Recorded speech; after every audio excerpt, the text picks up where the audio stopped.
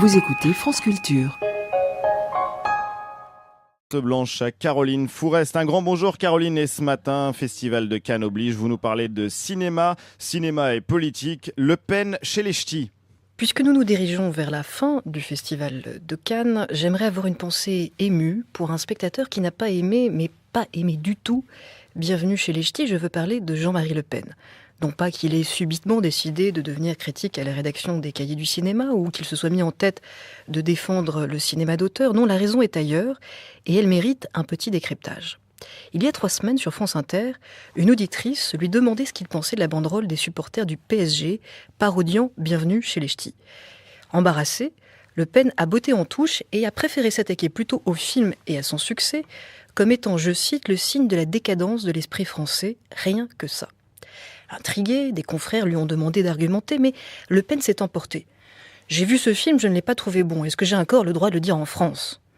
Bien entendu, Jean-Marie Le Pen a le droit de ne pas avoir aimé ce film. Mais ce qui nous intéresse, c'est pourquoi. Serait-ce parce que le film célèbre le sens de l'accueil et de l'hospitalité typique des gens du Nord ? Son succès lui ferait-il craindre de voir cette tradition s'étendre dangereusement au-delà des frontières du Nord-Pas-de-Calais, qui sait, jusqu'à contaminer le sud de la France ? Pire, jusqu'à rendre aimable et accueillant Brice Hortefeux lui-même. Non, une telle peur n'est pas permise.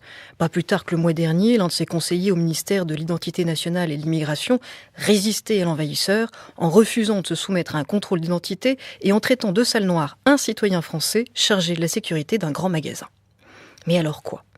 S'étant fait voler la défense de la patrie par Henri Guénaud, le Front National songerait-il à délaisser le nationalisme pour rallumer plutôt la guerre des régions ? Pas du tout, vous n'y êtes pas. Au micro d'un journaliste de C'est dans l'air, Le Pen nous livre la vraie raison de sa colère. Je connais bien les gens du Nord et du Pas-de-Calais. Eh bien, ils ne ressemblent pas aux héros de ce film. C'est bien normal puisqu'ils sont arabes tous les deux. C'était donc ça, pas un repositionnement, juste un bon vieux Roland, passé presque inaperçu.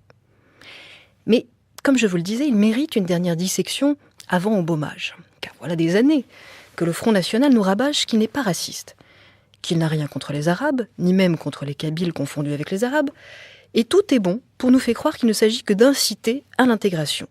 La France, aimez-la ou quittez-la.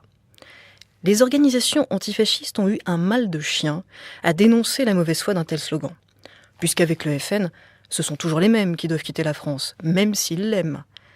Désormais, contentons-nous de passer en boucle cette phrase de Jean-Marie Le Pen sur les Ch'tis, car elle veut tout dire.